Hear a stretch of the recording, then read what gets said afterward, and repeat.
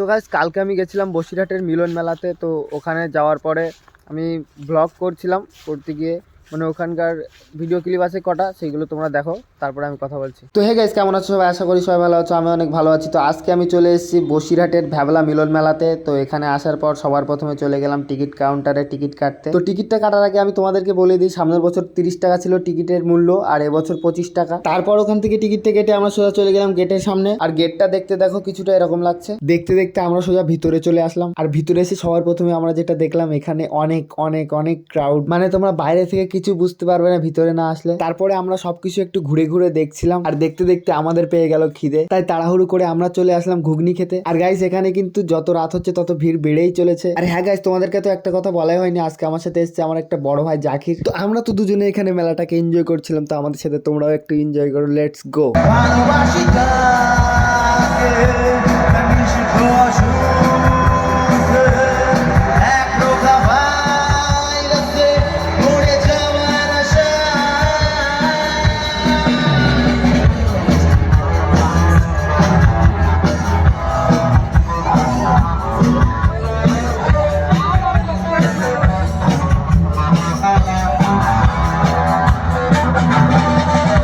তো ভিডিওটা দেখে নিয়েছো, যেটুকুনি ক্লিপ ছিল সেটুকুনি তোমাদেরকে দেখিয়েছি।